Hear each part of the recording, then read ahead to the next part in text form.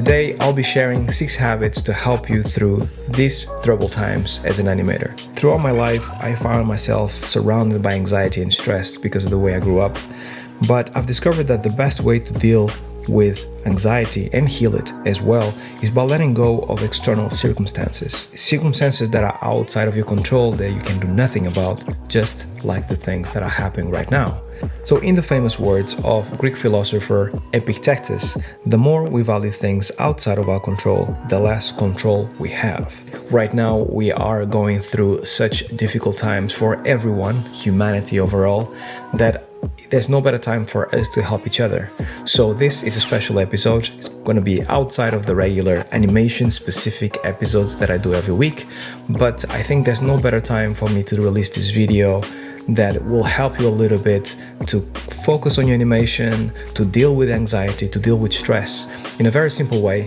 Some routine things that you can do on a daily basis that will keep your momentum that you have built in, that perhaps you had before all this happened, because you don't want to lose that, right? You're warm, you're supple, you're ready to go.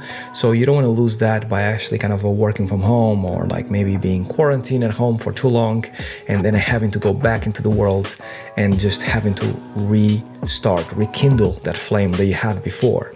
So I hope this helps some of you out there. It definitely helps me on a daily basis. So let's get started with this episode.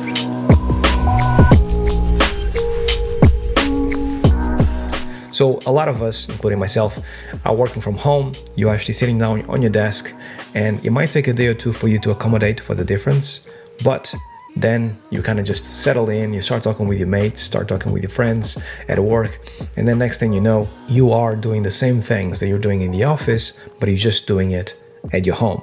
So that feeling of fulfillment is taken care of. But what happens if you actually quarantine and there's nothing else to do as an animator, right? So here's some ideas of things that you can do in order for you to keep yourself moving forward, right? The first thing I'll suggest is for you to finally finish The Illusion of Life. Because obviously most animators have that book. If you don't have it, you should get it. And it's incredibly dense, very, very thick. So most animators that I know of haven't finished it. And me, myself, I finished it just recently. So it took me years and years and years for me to finish it. And I feel like I need to actually go back to it because I want to go and just do it in one go, like over a few weeks instead of a few years. The second suggestion is finding inspiration sources from that are not related to animation. So maybe pick up that hobby that you thought it will actually help you with animation. I don't know, it could be reading comics like myself. It could be maybe getting a few books on some of the artists that you admire. Doesn't matter what kind of field they come from. Artists that inspire you, so you can actually page through, take some notes, and take some ideas from those things. Because if you actually look at sources outside of animation, guaranteed that you're going to start connecting the dots and your animations are going to be much more original. And my final suggestion would be for you to, if you just want to take something on that is actually epic and in a big scale, maybe if you have the chance, try your hand at 2D animation. Maybe download a 2D piece of software like Toon Boom, for example, and start practicing doing 2D animation. The step up from that, obviously, will be to actually try maybe some stop motion, claymation, something of that sort. There's loads of good tutorials on YouTube. I'll try to link down below some tutorials of 2D artists, of stop motion artists and claymation, so you guys can have a feeling for how it is like. The reason why I'm suggesting this is because, yet again, this is another source of you actually studying another piece of art form within animation that will make you connect the dots in a slightly different way. So it's a great way for you to actually slow down and think about your animation timings, spacing, how is your pose. All of those things actually come together in 2D. So I highly recommend that. If you have pieces of animation that you haven't finished for a while and you need to finish them, now is the best time to do it. Or if you have an idea that you haven't fulfilled yet and you always thought this will be a cool animation, then at least set the basis for it, start going at it right now, day by day, and you'll probably will have a nice piece of animation by the end.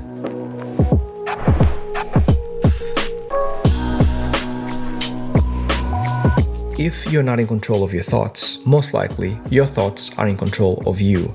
And in this day and age where there's so much information being thrown at you, most likely that is the case. Try to suppress that and just really ask yourself, what are you thinking specifically, individually about this situation? If you don't have a situation where things are on fire right now, that things are really bad and it's just like the news cycle that is actually informing your feelings of anxiety, then take control of your thoughts and actually try to suppress them as much as possible, because that actually will overtake you and overwhelm you inside, and you don't want that, especially in these times. You want to be the calm, cool, and collected kind of person in these times, because that's the best way to deal with it, and that is what is going to make you cross the line and be okay with it.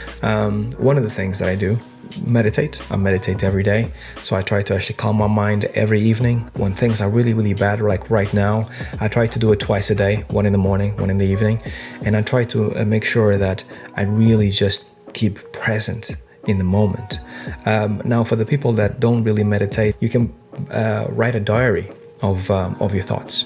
Because if you actually write down what's in your mind, it means that you're offloading your mind into the paper, and it means that you actually feel much better, because you can read those thoughts back to you. And most likely what's going to happen, if you're anything like me, is after you read them, you kind of think, actually things are not as bad as I thought, or maybe things are really, really bad. It will give you a very down-to-earth kind of sense of how the situation is really at this point, and then you can address that feeling accordingly.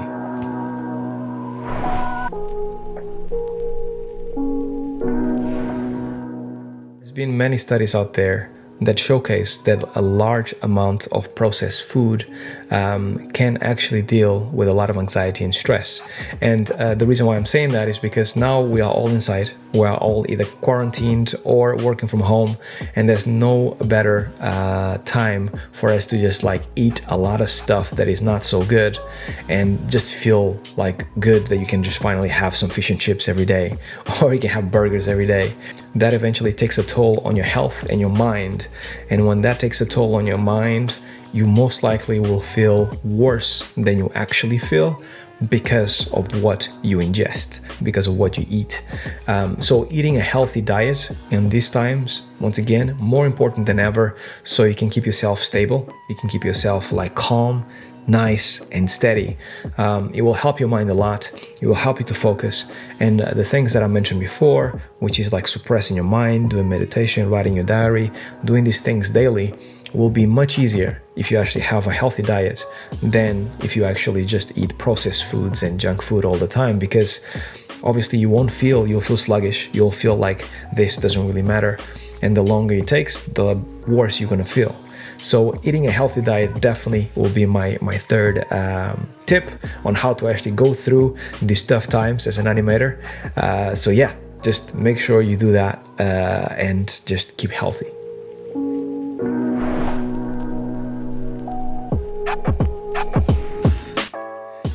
I know I'm also a victim of this. Checking the phone at all times, especially now, it's very enticing for you to just be or try to be on top of everything. And this one I'm super guilty of, because my fiance Camille, she was the one telling me like, I know you're worried about us and our family, but you need to take a chill pill and just not check your phone so much, because I can tell that it's affecting you, it's affecting your stress. And it's completely true. I haven't been doing that so much for the last maybe 2 or 3 days. I feel so much more at peace, and all of a sudden the world looks like how it used to. So it's generally a matter of perception. So try to actually kind of put your phone down. A good tip is to actually put it on airplane mode, so you don't get any notifications or anything that happens. Maybe in the beginning, try and do it for like 2 or 3 hours. See if you actually kind of can not use your phone for 2 or 3 hours and see what's going on out there. Then try to do it for 6 hours. Maybe a whole day. Maybe you just check the phone once a day to make sure that everything is fine. That has helped me immensely, and I knew that I'm not such a big person in terms of like checking my phone all the time, but this has changed my perspective, and I slid into checking the phone all the time without me noticing. It's really scary. So I hope the same is true for you guys, and I hope it helps you.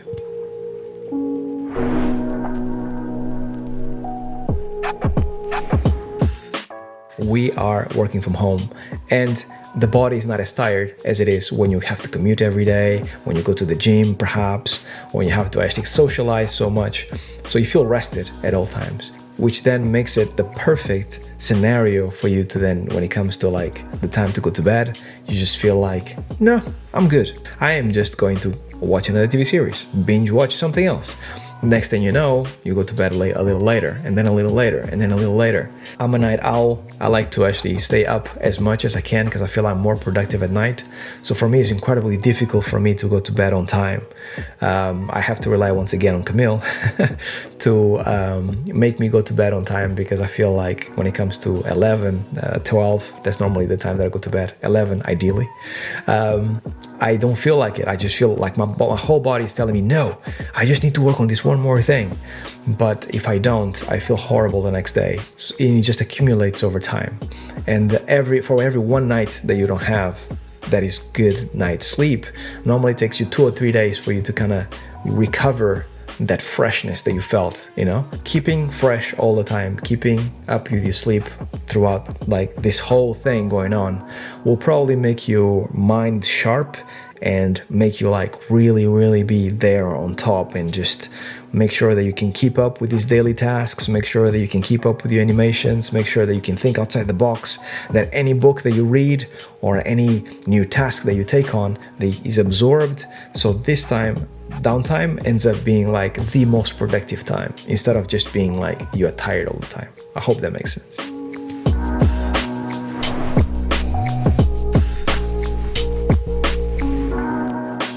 Couch potato effect means that your muscles are not working, that you're not really doing very much with your body.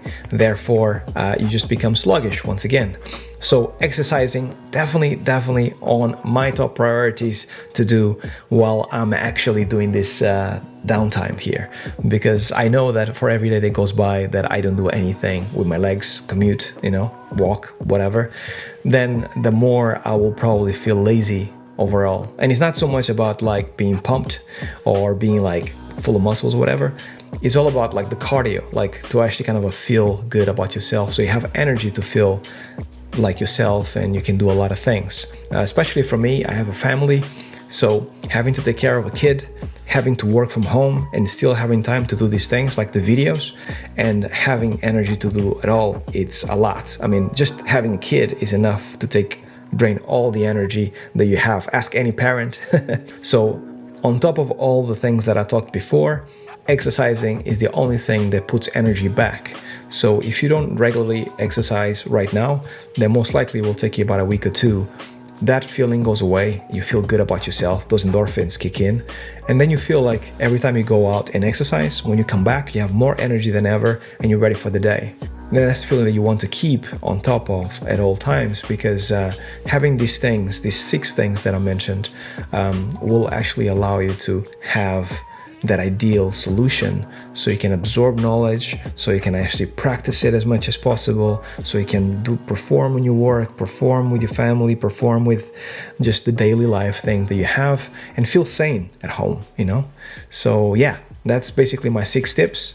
So I hope this helps some of you guys. Slightly different episode from the usual. But as I mentioned in the beginning, this is a time for us to help each other more than ever. I hope all of you are doing well out there. Leave a comment below on how you're doing, how you're dealing with this craziness. And I hope none of you and your family is affected by this thing, because it's really scary.